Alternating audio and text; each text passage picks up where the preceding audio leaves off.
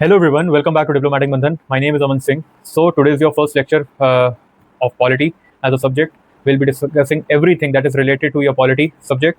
हम लोग हर चीज़ के बारे में बात करेंगे. Time to time we'll be discussing क्या स्ट्रैटेजी होने वाली है, हम लोग अपनी स्ट्रैटेजी किस तरीके से चेंज करनी है और कब चेंज करनी है. we'll be discussing everything. मैंने आपको कुछ टाइम पहले ही एक प्रॉपर सेट टाइम टेबल दे दिया था कि हम लोग पहला हफ्ता जो होगा वो पॉलिटी को डिवोट करने वाले हैं और वीकली हम लोग सारी चीज़ें कंप्लीट करेंगे. So please don't ask me कि कितने लेक्चर्स लगेंगे पॉलिटी को करने के लिए, ये तो अभी नहीं कंफर्म्ड है. जिस हिसाब से रिटेंशन होगा आपका उस हिसाब से आप इस चीज़ को करने की कोशिश करना. मैं ज़्यादा वीडियो को लंबा नहीं बनाना चाहता हूँ सो दैट ज़्यादा टाइम ना वेस्ट हो लोगों का. 2 घंटे का 3 घंटे का वीडियो बना तो दूंगा बट उसमें कॉन्सेप्ट्स तो उतने ना पढ़ाऊँ तो मतलब नहीं है. तो we will be discussing more of a concept. I will be giving you more of a questions also, not to solve but to think. Questions में कुछ इस प्रकार के देंगे जिसमें आपको सोचने की जरूरत पड़े, बिकॉज इसमें आपका जो एक पर्सपेक्टिव होता है ना वो बहुत इंपॉर्टेंट रहता है पॉलिटी एज अ सब्जेक्ट के लिए, तो बहुत ज़्यादा. So we are gonna start. So before starting, I'll be telling you one mantra to crack any examination, and that is happy. Of course, this is not my name. This is a phrase, is a word जिसकी वजह से आप examination में positive feel कर सकते हो. Stay happy no matter what is happening, stay happy no matter how your preparation is going on. अगर आप हैप्पी रहोगे तो आपकी प्रिपरेशन भी कहीं ना कहीं पॉजिटिव फेज में रहेगी. तो hope this will be helping you. But stay happy, stay positive. So before starting this lecture, we'll be talking about an introduction कि what polity can make you in this particular examination, how its weightage is, कितना उसका weight होने वाला है, इस particular weightage होने वाला है इस particular examination में. उसके बाद किस तरीके से क्वेश्चंस पूछे जाते हैं, प्रीलिम्स के क्वेश्चंस कैसे होते हैं, मेंस के क्वेश्चन कैसे होते हैं और नंबर ऑफ क्वेश्चंस कितने हो सकते हैं. तो ये पर्टिकुलर जो चीज़ें होंगी वो आज की वीडियो में हम लोग डिस्कशन करने वाले हैं. Will be starting with a brief introduction. So what is the role of polity? If I talk about role of polity, if I talk about firstly, if I talk about role of examination, so what's this examination? What is this examination actually? So this examination is basically a 3-step process in which we have prelims, then we have mains, and again we have personality test, that is interview.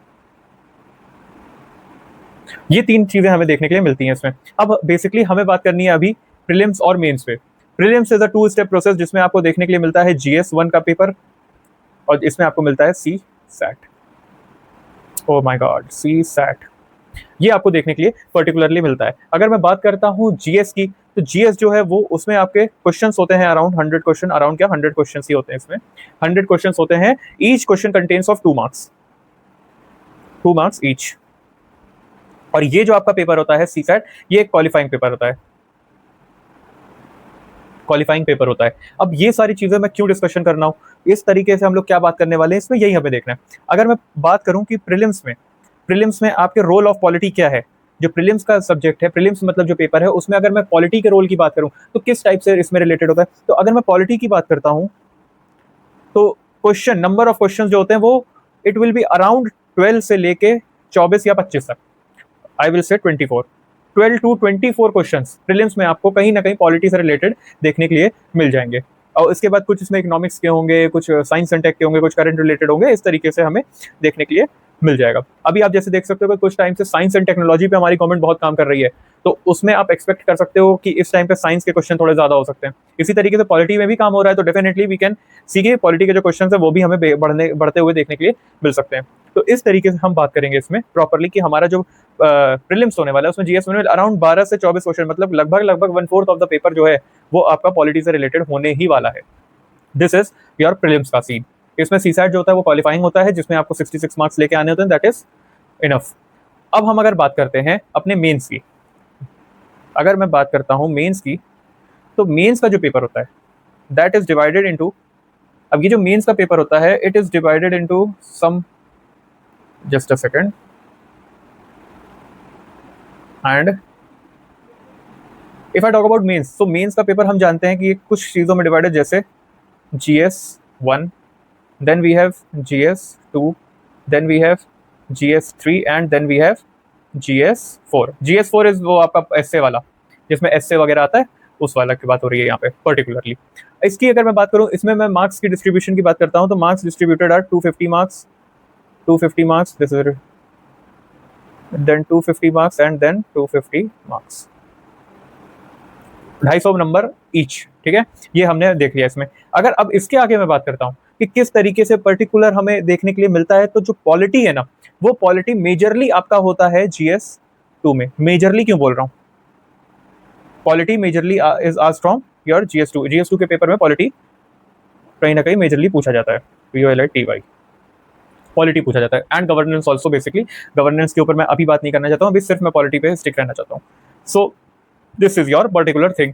अब अगर इसके आगे मैं बात करता हूँ GS2 की मैंने बात कर ली, पॉलिटी इसमें मेजरली बोला जाता है। अगर मैं बात करूं कि GS2 की, तो you know GS2 is also known as a king maker.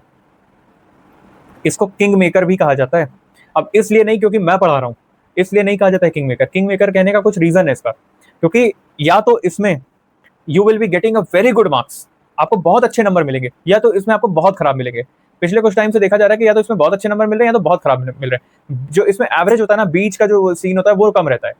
अब मेंस का जो पेपर होता है वो डिस्क्रिप्टिव होता है, you also know this, and this is your MCQ based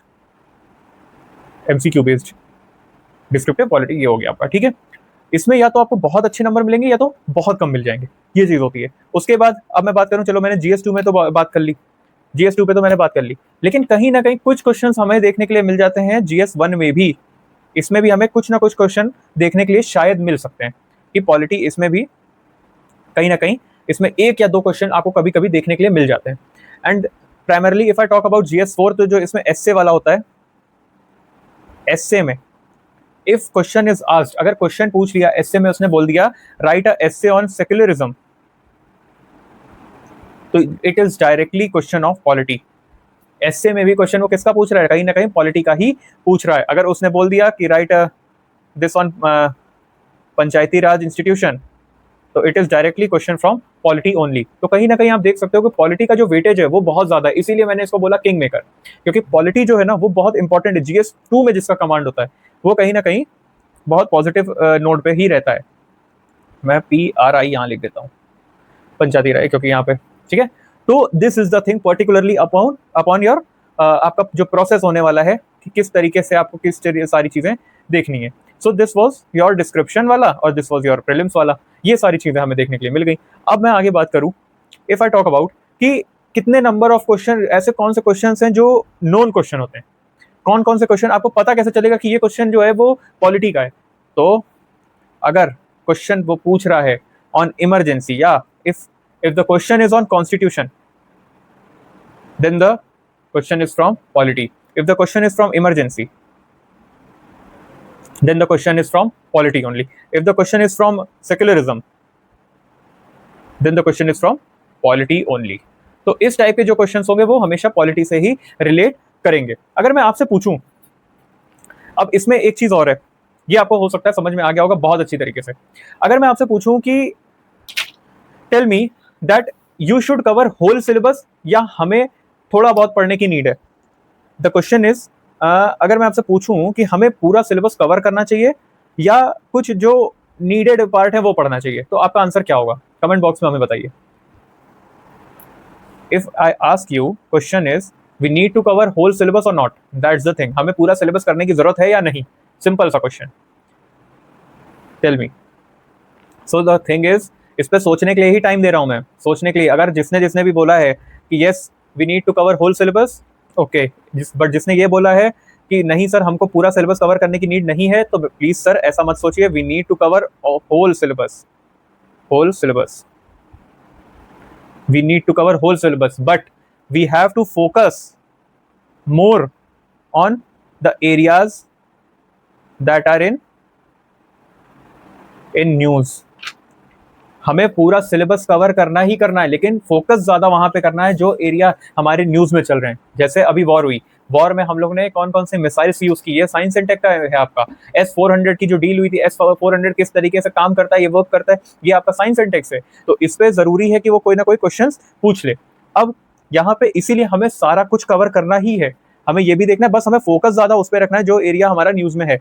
news में अगर हमें एरिया हम देख रहे हैं तो वो हमारा न्यूज में अगर है तो that will be a beneficial for us कि हम उसको अच्छी तरीके से कर पाए, right. So if I talk about किस टाइप के क्वेश्चंस आ सकते हैं, नेचर क्या होने वाला है, अगर मैं नेचर की बात करूं, ये एक प्रॉपर है कि अब एक क्वेश्चन आता है कि सर टाइप ऑफ क्वेश्चंस क्या होगा, नेचर कैसा होगा। अब नेचर देखो कुछ इस प्रकार का होता है, प्री और मेंस का दोनों का डिफरेंट है nature.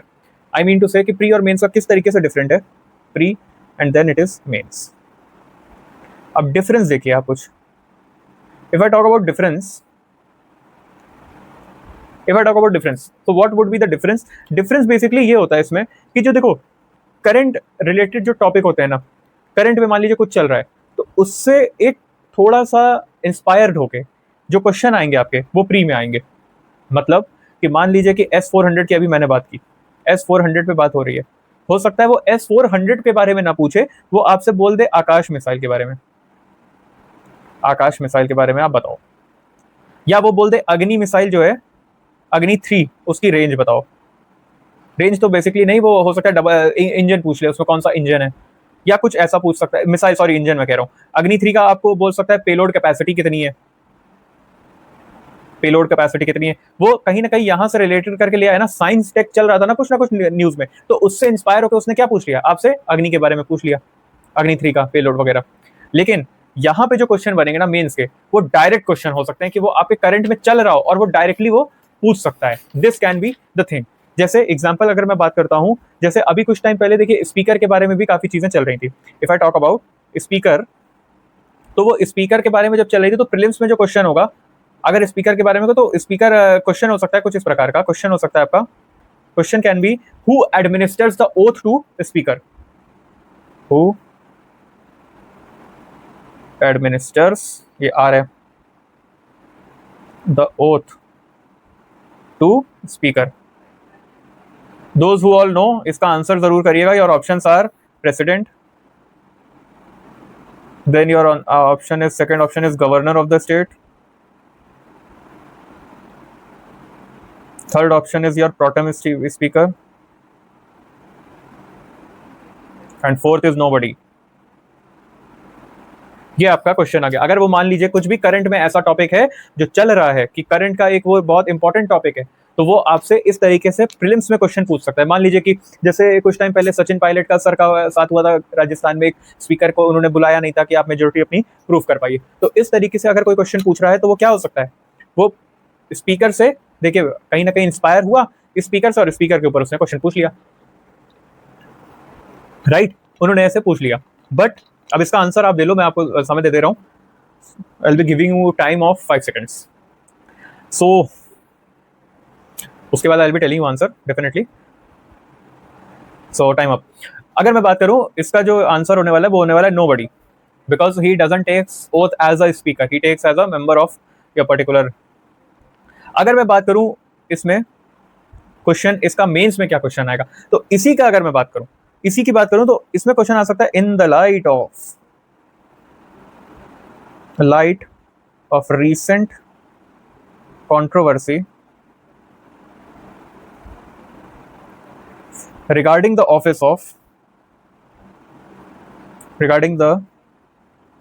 office of speaker, suggest key reforms in this office। अब देखो करंट का डायरेक्ट उसने उठा लिया, उसने डायरेक्टली करंट का टॉपिक उठा दिया और तुमसे बोल दिया अपने रिफॉर्म्स सजेस्ट करिए, राइट। तो आपके जो मेंस में जो क्वेश्चंस आएंगे, that questions can be a direct question from your particular current affairs, but जो प्रीलिम्स के क्वेश्चन आएंगे वो कहीं ना कहीं एक इंस्पायर्ड होंगे आपके करंट से। जैसे अब सी ना, this is a traditional area, these questions are from traditional area, current definitely it is a static portion only, but these are traditional areas of this particular subject, traditional areas, and they are current inspired, but in this you can see this type of questions are directly from current only। ये directly current से उठा के आपके सामने रख दिया कि भैया देखो ये क्वेश्चन है, इसको ऐसे करिए, ये करंट का आ गया आपका, समझ गए, ठीक है। these are the questions from traditional area of your particular subject। अब इसके बारे में मैंने आपको पूरा बता दिया कि किस टाइप के क्वेश्चन आ सकते हैं, कैसे चीजों को हम लोग आगे देख सकते हैं। Now the main question comes that what should be the source, क्या सोर्स होना चाहिए यूपीएससी में पॉलिटी को पढ़ने का। गुड, अ वेरी गुड क्वेश्चन अब देखिए, सोर्स की बात करी है और एम लक्ष्मीकांत साहब का नाम ना आए तो कैसे काम चलेगा, राइट? तो अगर मैं बात करूं सोर्सेस की, तो मैं आपको बोलूंगा प्रीलिम्स के लिए, एंड यहाँ पे मेंस। प्रीलिम्स के लिए जो आपका सोर्स होने वाला है ना, ये थोड़ा सा मैं लाइट कर दूं यार, it is not looking good. Suggest me some this. Okay, prelims के लिए, if I talk about prelims के लिए जो सबसे इंपॉर्टेंट सोर्स होने वाला है वो आपका होने वाला है क्लास नोट्स। अभी जो हम लोग बात कर रहे हैं ये सब आप लोग लिखते रहिएगा, बिकॉज क्लास का जो नोट्स होगा और क्लास में जो एक्सप्लेनेशन होगा वो आपको कहीं ना कहीं दिखेगा कि बहुत अलग अलग है, मतलब बहुत ज्यादा इन डेप्थ हम लोग बात करने वाले हैं। क्लास नोट्स हो गया प्लस क्लास एक्सप्लेनेशन। मैं कुछ एग्जांपल्स बात करूंगा, एग्जांपल्स वगैरह को आपका लिखना बहुत इंपॉर्टेंट है, क्योंकि नहीं लिखोगे तो फिर कहीं ना कहीं प्रॉब्लम में फंस जाओगे कि यार ये कैसे आया। कुछ चीज़ें इसमें इतनी ज़्यादा इन डेप्थ हैं, या ट्रस्ट भी 3-4 अटेम्प्ट देने वाले को भी अगर मैं कुछ क्वेश्चन पूछता हूँ तो वो कहीं ना कहीं कंफ्यूज हो जाते हैं। तो दिस इज द थिंग इसमें। और साथ में कॉन्सेप्चुअल क्लैरिटी के लिए आपके, अब इसमें मैंने एम लक्ष्मीकांत जी को क्यों बोला, मैंने इसलिए बोला है जैसे मैं सीबीआई नहीं पढ़ाऊंगा, मैं कुछ एक जो फैक्चुअल चीज़ है उसको नहीं पढ़ाऊंगा, जो आपका इन डेप्थ वाली चीज़ है उन्हीं को मैं क्लियर करने वाला हूँ, राइट? तो अब इसमें फर्स्ट स्टेप क्या होना चाहिए, चलिए एक अगर मैं बात करूँ, what should be prepare for, what should we prepare for, हमें प्रीलिम्स के लिए प्रिपरेशन करनी चाहिए या मेंस के लिए, ये क्वेश्चन है। I'm giving you time to think, because polity can't be you can't be a master of polity without your thinking, your ability for thinking। तो आपको उसमें सोचना बहुत जरूरी है, अच्छी तरीके से उसको सोचिए। First you will be preparing for prelims और you will be preparing for mains. किस चीज के लिए प्रिपेयर करोगे, प्रीलिम्स के लिए या मेंस के लिए? My question is this. So comment box में जरूर बताते रहिएगा। I would suggest you should not prepare for pre और you should not prepare for mains, इधर you should prepare for polity as a subject. मतलब आपको प्री और mains की प्रिपरेशन नहीं करनी है, आपको प्रिपरेशन करनी है पॉलिटी की, पॉलिटी पढ़ना है आपको। मतलब कहने की बात यह है कि अगर आपने लिबर्टी का कॉन्सेप्ट आपने अच्छी तरीके से पढ़ा है तो फिर वो या तो प्रीलिम्स में पूछ ले या मेंस में पूछ ले, you have done liberty and you can answer that question. If you have done secularism तो नो मैटर व्हाट, आपने मेंस में पूछे या आपका प्रीलिम्स में पूछे, अगर आपने प्रिपरेशन की है सेक्युलरिज्म की तो फिर you will be able to do that, right? तो this is the thing, and you should prepare for polity rather than going for pre और मेंस। मतलब कहीं ना कहीं इंटीग्रेटेड अप्रोच होनी चाहिए। क्वेश्चंस आपको पता चल चुके हैं, पीवाईक्यू एनालिसिस, इसीलिए मैं कहता हूं कि पीवाईक्यू एनालिसिस इज इंपॉर्टेंट, क्योंकि जिस भी कंपटीशन में बैठ रहे हो उसका ये तो पता होना चाहिए ना कि किस तरीके के क्वेश्चन पूछने वाला है, उसका जो एक प्रॉपर स्टैचर होगा किस तरीके से होगा, राइट? ये चीज हम पूछने वाले हैं, इसी के लिए ये PYQ analysis is very important. इसके बारे में हम लोग ने बात कर ली। अब again if I talk about mains, तो मेंस में क्या आपकी स्ट्रेटेजी होनी चाहिए?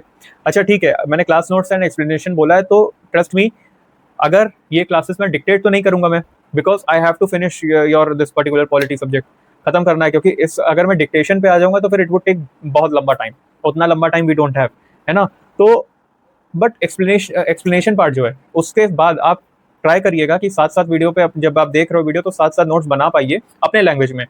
मूवी देखते हो ना आप, मूवी देखते हो तो उस हिसाब से आपको बनाना है। जो भी आपको प्रॉपर, देखो मूवी देख के आते हो तो क्या करना है, क्या करते हो, जैसे मान लीजिए कि यू आर फ्रॉम तमिलनाडु, है ना, you speak some other language, you don't understand Hindi और English, and again I am saying कि जो लैंग्वेज मेरी है, जिस भी लैंग्वेज में I am talking, I will be explaining everything in 2 language, एक हिंदी एक English, so that it should not be a barrier for anyone. Hindi वाले भी समझ पाए, इंग्लिश वाले भी समझ पाए। Definitely I will be using some concept का जो वो रहता है आपका, जो पर्टिकुलरली कीवर्ड्स रहता है, that would be I will be speaking in English only. जो कीवर्ड्स होंगे वो मैं इंग्लिश में ही बोलूंगा, बट मैं चाहूंगा कि आप सब लोग जो पढ़ने वाले हैं, जिनको सीरियसली प्रिपरेशन करनी है, वो इस चीज़ को थोड़ा सा मैनेज करें एंड पर्टिकुलरली चीज़ों को देखें। जैसे आप मूवी देखते हो, मूवी में अगर कोई चीज़ आपने मूवी देख ली, फिर उसको अगर आपको एक्सप्लेन करना है अपने फ्रेंड को, तो अपनी एक मदर टंग में कर सकते हो ना, फिर भले आप भोजपुरी बोलते हो या तेलुगु बोलते हो, तमिल बोलते हो, एनीथिंग, राइट? उसमें एक्सप्लेन कर लोगे।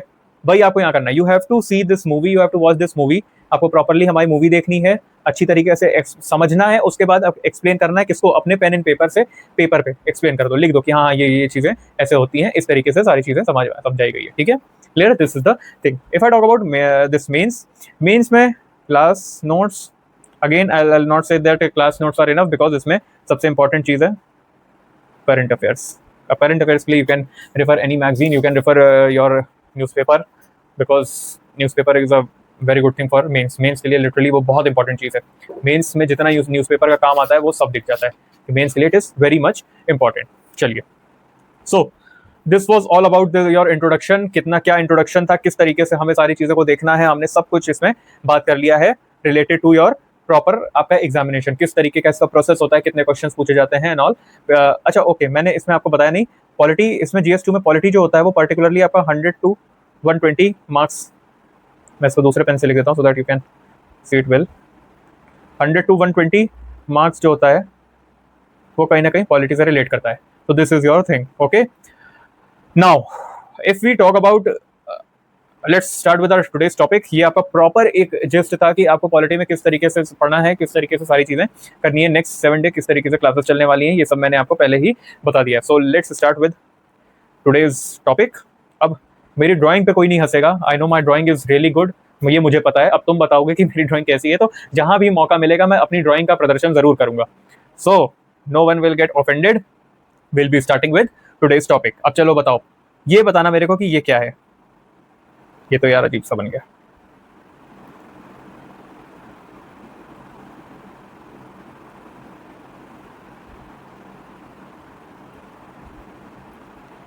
बस ये क्या है, what is this? Comment box में जरूर बताएं कि ये क्या है, what is this?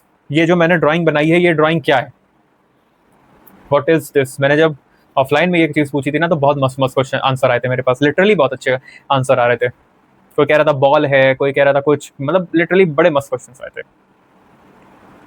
So what is this? अब मैं ये आपसे जानने चाह रहा हूँ, ये जो मैंने ड्राइंग बनाई है ये क्या है, किस चीज की ड्राइंग है ये?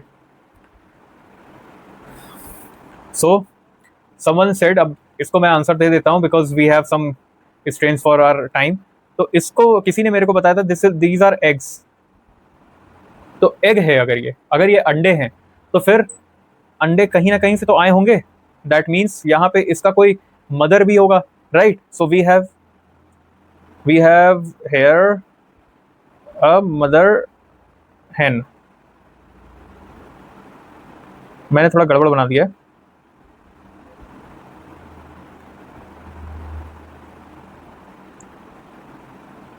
I know my drawing is really good. So this is your hen. We have a egg and यहाँ पे हमारे पास एक hen है।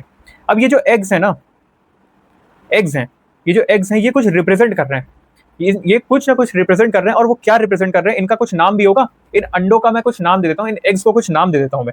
और वो नाम है, जैसे ये एग है, इसको मैंने दे दिया RPA 1950, representation of people act 1950। ये वाला जो एग है इसका मैंने नाम दे दिया रिप्रेजेंटेशन ऑफ पीपल एक्ट 1951। फिर इसका मैंने नाम दे दिया citizenship amendment act, citizenship act 1955। इसको मैंने दे दिया motor vehicle act, motor vehicle act. तो इस तरीके से मैंने इन सबको नाम दे दिया, राइट? अब इनको मैंने नाम तो दे दिया, ये मैंने नाम तो दे दिया, बट ये हमें कहां से मिले हैं, ये अंडे हमारे पास कहां से आए हैं? इससे। ये पर्टिकुलर क्या है, ये क्या है हमारे देश के, ये हमारे देश के लॉज हैं। और ये लॉज जो है हमारे, ये जो अंडे हैं ये कहीं ना कहीं रिप्रेजेंट कर रहे हैं लॉज, लॉ भैया, लॉ, कानून, लॉ को रिप्रेजेंट कर रहे हैं। और ये लॉ हमारे पास, ये जो अंडे कहां से आए हैं, इस मुर्गी के तहत। तो मुर्गी क्या हो गई, ये मदर लॉ हो गई,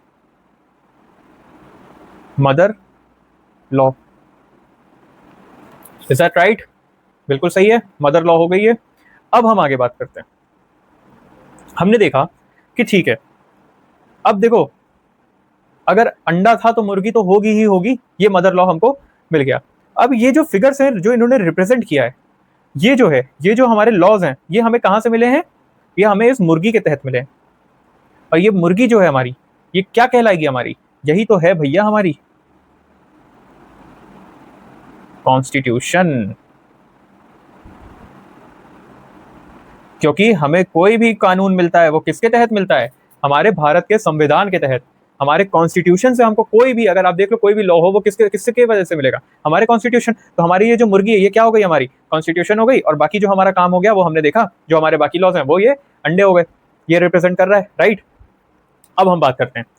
अब अगर मैं आपसे क्वेश्चन पूछता हूं, ये आपको होप समझ में आ गया होगा। अगर मैं आपसे क्वेश्चन पूछूं एंड योर क्वेश्चन इज, देखिए जो भी चीजें मैं बता रहा हूँ उसको नोट जरूर करते चलना, ये आपके नोट्स होने वाले क्लास नोट्स, मैं डिक्टेट नहीं कर पाऊंगा because we don't have that much time, इसलिए आई एम टेलिंग यू जितना भी एक्सप्लेन कर रहा हूँ you please note it down, question को भी नोट कर लिएगा। What is what is what is so ये चीज तो हमने पता कर ली। अब देखिए what is the mother law in this country, पहला क्वेश्चन, इन दिस कंट्री मतलब India, that is your constitution। Second question that is very much important, which is the first law of country, which is the first law of country। हमने अगर पूछा कि भाई first law क्या है, country का पहला लॉ क्या है, तो भाई जो कंट्री का पहला लॉ है वो आपका क्या है, कॉन्स्टिट्यूशन। ये चीज आप हमेशा याद रखिएगा। अब देखिए जब मुर्गी और अंडे की बात होती है तो एक क्वेश्चन है जो बहुत पूछा जाता है कि पहले मुर्गी आई या अंडा, इसका आंसर मुझे जल्दी से दीजिए 10 सेकंड में, पहले मुर्गी आई या अंडा, बताइए पहले हमारी मुर्गी आई या पहले हमारा अंडा आया। अगर मैं बायोलॉजी के पर्सपेक्टिव में बात करूं तो डेफिनेटली कुछ अलग अलग आंसर्स मिल सकते हैं कि भाई पहले अंडा आया था बिकॉज उसके बाद ऐसे मुर्गी बनी थी ये सब, लेकिन अगर मैं पॉलिटी के पर्सपेक्टिव की बात करूं, टॉकिंग अबाउट पॉलिटी ओनली, तो भाई पहले हमारा मुर्गी आई है, सॉरी पहले हमारा क्या आया है, पहले हमारी मुर्गी ही आई है डेफिनेटली, ठीक है। अगर मैं इसकी बात करूं एज वाइज की, तो कौन बड़ा होगा हमारा, मुर्गी ही बड़ी होनी चाहिए भाई, मदर जो होगी यही तो बड़ी होगी, मदर। कभी ऐसा सुना है क्या कि बच्चा माँ से बड़ा है, बच्चा माँ से बड़ा है, कभी ऐसा सुना है, नहीं ना। तो यही चीज है, हमें यही चीज देखनी है कि हमने देखा कि भाई ठीक है हमें मुर्गी जो थी वो हमारी बड़ी है, हमने ये बात की, पॉलिटी में हमारे मुर्गी आई है पहले, मतलब कॉन्स्टिट्यूशन पहले आया है।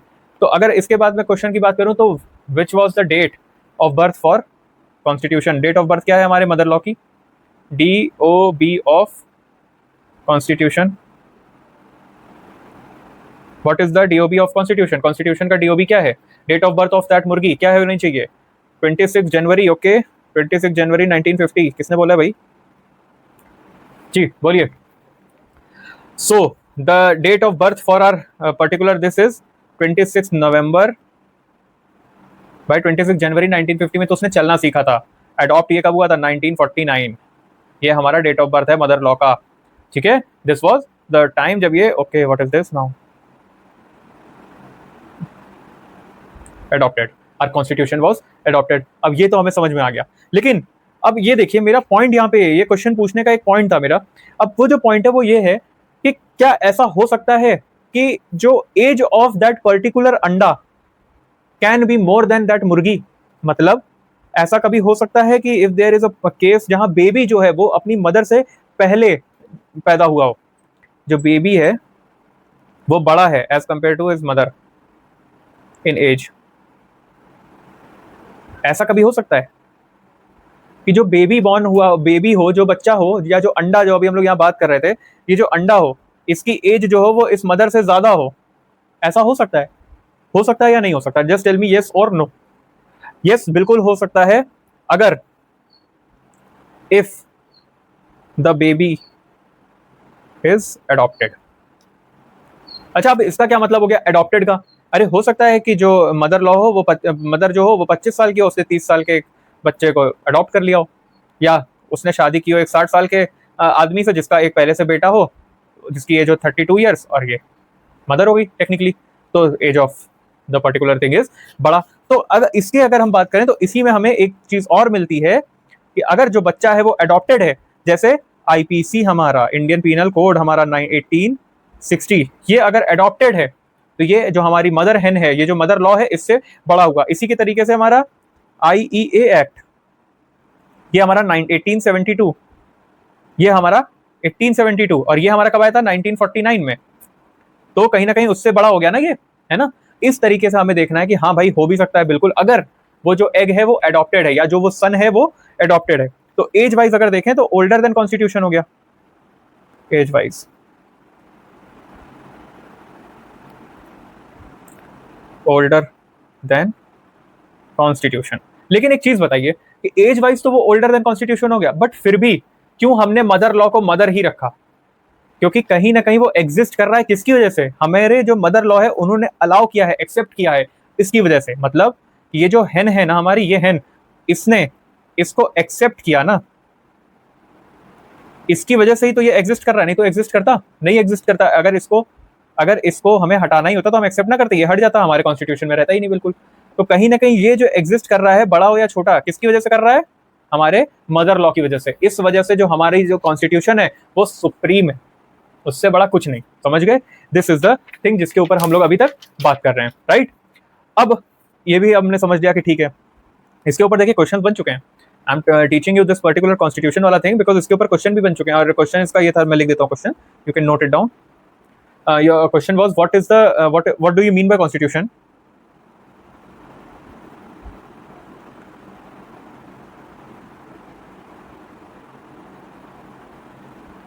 Constitution and mention its feature.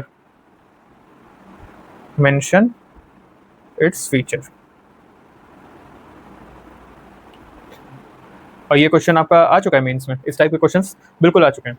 तो अब अगर मैं बात करता हूँ पर्टिकुलर कॉन्स्टिट्यूशन की, तो अब आपको यहाँ पे समझ में आ गया होगा कि why constitution is so much important. अब इसके डायरेक्टली क्वेश्चन पूछे थे तो इसमें वहां पे पर्टिकुलर जगह पे बैठ के नोट्स बना के आपके, जैसे ये सोचा कि कॉन्स्टिट्यूशन के ऊपर क्वेश्चन पूछ लिया है इस टाइप का, अब आप वहां पे डायरेक्टली आंसर बना के लिखोगे और फिर उसके बाद समझ के आंसर लिखोगे, दोनों में थोड़ा सा डिफरेंस होता है। इसलिए मैं कुछ एक लाइन बोलूंगा, उसको कहीं ना कहीं नोट कर लीजिएगा। If I would be here, तो कहीं ना कहीं हमें पता लगा ना कि यार देखो कॉन्स्टिट्यूशन को हमने देखा ना कितना इंपॉर्टेंट पार्ट है, हर एक चीज इस पर्टिकुलर हेन की वजह से ही यहाँ पे सामने दिख रही है। ये जितने भी एग्स हैं वो किसने ले किए हैं, हेन ने, पर्टिकुलर हेन, ये मुर्गी ने, ठीक है। इसकी वजह से तो हमें पता लगता है इसमें कि ये जो कॉन्स्टिट्यूशन है वो कहीं ना कहीं फंडामेंटल है और ऑर्गेनिक है। फंडामेंटल का मतलब क्या होता है, फंडामेंटल मतलब बेसिक, सबसे बेसिक चीज है वो, ठीक है, फंडामेंटल। तो कॉन्स्टिट्यूशन की अगर मैं बात करता जा रहा हूं तो मैं इस तरीके से लिखूंगा फ्लो चार्ट बना के, बट उसको आप नोट करिएगा, प्रॉपर एक डेफिनेशन फॉर्म में लिखिएगा। कॉन्स्टिट्यूशन की अगर मैं बात करूं तो ये कहीं ना कहीं क्या है, फंडामेंटल है।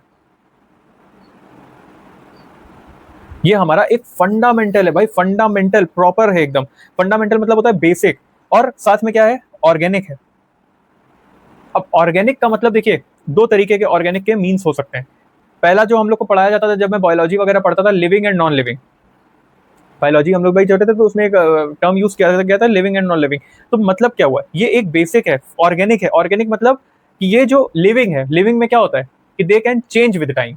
लिविंग ऑर्गेनिज्म में यही होता है ना कि they can change with time.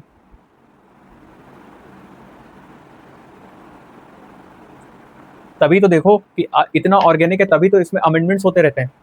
एक क्वेश्चन मैं आपको देता हूं कि टिल डेट, आज की डेट तक कितने चेंजेस हो चुके हैं इसमें, कितने चेंजेस इसमें हो चुके हैं, कितने अमेंडमेंट्स आ चुके हैं। तो हमारा जो कॉन्स्टिट्यूशन है वो कहीं ना कहीं ऑर्गेनिक है, मतलब we can change it with time. हमें नीड पड़ने पे हम इसको बदल भी सकते हैं। हाँ, वो प्रोसेस थोड़ा डिफिकल्ट है, वो मैं बाद में बात करूंगा, जब हम लोग अमेंडमेंट की बात करेंगे हम लोग तब बात करने वाले हैं उसमें। तो हमें ये देखने के लिए मिला कि it is particularly the fundamental and the organic law of the nation. This is organic law of nation. अब ये क्या स्टैब्लिश करता है, ये क्या सेट करता है, ये जो सेट करता है ना, कुछ कॉन्स्टिट्यूशन कुछ सेट करता है ना, कुछ एक बताता है, इट स्टैब्लिशेस कॉन्सेप्शन। अब कॉन्सेप्शन का क्या मतलब होता है, देखिएगा, कॉन्सेप्शन मतलब कि, लिख देता हूं पहले कॉन्सेप्शन। अब कॉन्सेप्शन का मीनिंग ये होता है कि कोई भी काम होगा जो, वो किस तरीके से होगा। जैसे कि there is need to be at to form a government, to form a government, और गवर्नमेंट के लिए यू नो कि कॉन्स्टिट्यूशन में एक चैप्टर दिया गया है जिसको बोलते हैं इलेक्शन। अब ये जो इलेक्शन है ये किसमें दिया है, कॉन्स्टिट्यूशन में। तो ये क्या बता रहा है, कॉन्सेप्शन बता रहा है कि भाई इस तरीके से आपको करना है। ये एक आइडिया दे रहा है कि भाई ये जो कॉन्सेप्शन का मीनिंग जो होता है वो आइडिया, डेवलपिंग, ठीक है। तो ये जो आइडिया दे रहा है वो कौन दे रहा है, कॉन्स्टिट्यूशन दे रहा है कि इलेक्शन होना है, ठीक है, देखो गवर्नमेंट फॉर्म करनी है, इसके लिए इलेक्शन होगा। इलेक्शन कैसे होगा, ये पकड़ो, ये चैप्टर समझ गए। रिमूवल ऑफ सम पर्सन, ये पकड़ो चैप्टर, इसके ऊपर करो सारा काम। इस तरीके से ये इसका मतलब होता है, ये जो आइडिया देता है ये कौन देता है, हमारा कॉन्स्टिट्यूशन देता है। ये हमें समझ में आ गया कि it is a fundamental and organic law of land या of nation. It establishes conception. फिर आता है एक और चीज जिसको हम लोग बोलते हैं character.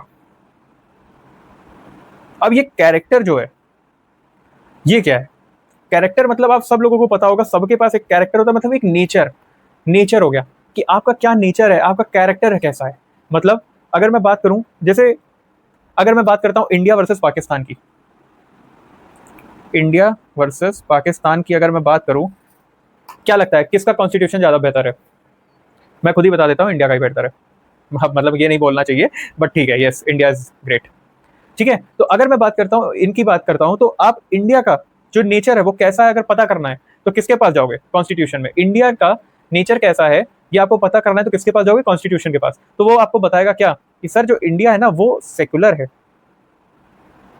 We the people of India, समझ गए, वो एक डेमोक्रेटिक है ना, सोशलिस्ट है। ये सारी चीजें हमारे प्रियम्बल में ही लिखी हुई है। लेकिन आप पाकिस्तान का अगर पढ़ो तो इन द नेम ऑफ अल्लाह, तो हमें पहले ही लाइन से पता लग जा रहा है कि भाई ये जो कंट्री है ये सेकुलर नहीं है, इस्लामिक है, इस्लामिक कंट्री है। तो ये जो नेचर हुआ, ये जो नेचर हुआ, ये किसने बताया? ये कहीं ना कहीं हमारे कॉन्स्टिट्यूशन ने तो बताया कि इंडिया ऐसा है, पाकिस्तान ऐसा है, समझ गए? यही यही चीज तो हुई, यही तो बताया। तो कैरेक्टर का मतलब कि किस तरीके का नेचर है वो कौन बता रहा है? हमारा कॉन्स्टिट्यूशन ही बता रहा है। तो इट इस्टेब्लिशेस कॉन्सेप्शन, कैरेक्टर, इस सब चीजों की बातें वो करता है। फिर आता है एक और वर्ड जिसको हम लोग बोलते हैं ऑर्गेनाइजेशन। ऑर्गेनाइजेशन या ऑर्गेनाइजेशन की बात अगर मैं करता हूं तो किस तरीके का इसका डिजाइन है, मतलब अगर मैं बात करता हूं ऑर्गेनाइजेशन में, यहां लिख देता हूं किस तरीके का इसका ऑर्गेनाइजेशन का मतलब क्या होता है कि डिजाइन। डिजाइन क्या है? अगर हमें पता करना है कि किस टाइप का डिजाइन है तो हमें किसके पास जाना पड़ेगा? अगेन कॉन्स्टिट्यूशन को पढ़ना पड़ेगा कि इंडिया का जो है भाई, इंडिया जो है वो किस टाइप का है, उसका डिजाइन क्या है, उसमें जो वर्किंग चल रही है किस टाइप की है। तो अगर हमें पता करना है तो हमें किसके पास जाना पड़ेगा? कॉन्स्टिट्यूशन के पास। हम फिर वहां जाएंगे, वहां सारी चीजों को देखेंगे। अगर मैं बात करता हूँ इसकी, तो ये देखिए कुछ इस प्रकार से हम देख सकते हैं। अगर मैं इस पर आपको क्वेश्चन पूछ रहा हूँ कि बताइएगा कौन सा इंडिया का है और कौन सा नहीं है। ये थोड़ा ज्यादा मैंने बड़ा बना दिया, मैं पहले 1 and then 2।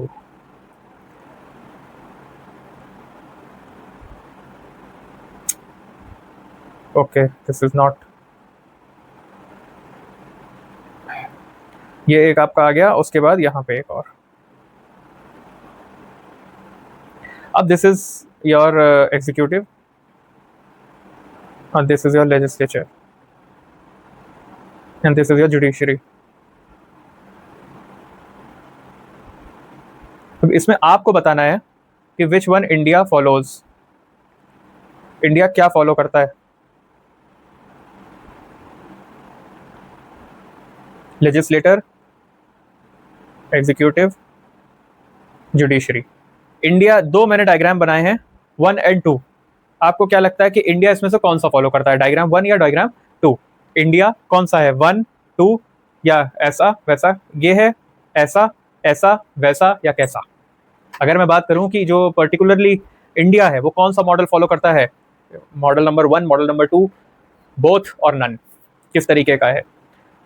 This is your question, think and comment दीजिए इस पे। If I talk about this, तो अगर मैं बताऊं आपको, India follows this one because this is parliamentary form of system और दिस इज प्रेसिडेंशियल सिस्टम। तो ये चीजें हमें पता लगी। अब ये पार्लियामेंट्री क्यों है और प्रेसिडेंशियल क्यों है, ये मैं डिफरेंट है, ये मैं बाद में बताऊंगा आपको। But the thing is this only कि इंडिया फॉलोज दिस। लेकिन अब ये बताया किसने हमें कि तुम ये फॉलो करोगे कि ये तुम पार्लियामेंट्री फॉलो करोगे या प्रेसिडेंशियल? ये किसने बताया? ये हमें बताया भाई हमारे कॉन्स्टिट्यूशन ने। उसने बोला कि नहीं, हम सर पार्लियामेंट्री सिस्टम ही फॉलो करने वाले हैं और कुछ फॉलो नहीं करेंगे। दिस वॉज योर थिंग, ठीक है। अब कहीं ना कहीं देखिए, इसमें यही चीज मैं बता रहा हूं बार बार कि इसमें पावर दी गई है, मतलब कहीं ना कहीं सारे काम कौन कर रहा है? आपका कॉन्स्टिट्यूशन। वो आपको पावर देगा और फिर बताएगा कि किस तरीके से उसको यूज करो। मतलब constitution will give you power and उसके बाद बताएगा manner the power is to be used.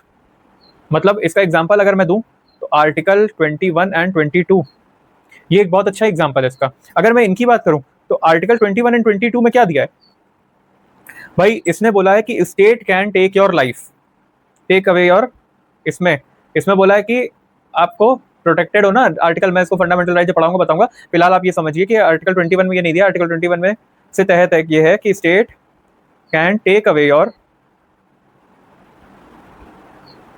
Life according to procedure establish by law. मतलब लॉ के तहत अगर हम कहें लॉ के माध्यम से हम आपकी लाइफ भी ले सकते हैं, आपकी जान तक ले सकते हैं, लेकिन अगर वो लॉ के सही तहत है, मतलब गाड़ी पलटा के नहीं लेना है, लेकिन अगर लॉ के तहत है तो हम जरूर ले सकते हैं आपकी लाइफ।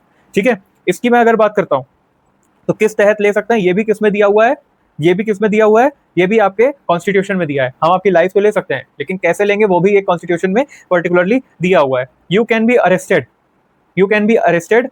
और अब अगर आप अरेस्ट हो गए हो, पहला तो इसको पावर मिली आपकी लाइफ लेने की, लाइफ लेने की पावर मिली किस तरीके से, फिर उसके बाद प्रोसीजर एस्टेब्लिश बाय लॉ, वो भी लॉ ने बताया कि किस तरीके से एग्जीक्यूट करना है। फिर आप अरेस्ट हो गए, अब आप अरेस्ट हुए हो तो उसके बाद उस पावर को किस तरीके से यूज करना है ये भी बताएगा कौन, आपका कॉन्स्टिट्यूशन। मतलब आपको रीजन बताया जाएगा कि क्यों अरेस्ट किए जा रहे हो। दूसरा, आपको 24 आवर्स में मजिस्ट्रेट के सामने प्रेजेंट किया जाएगा।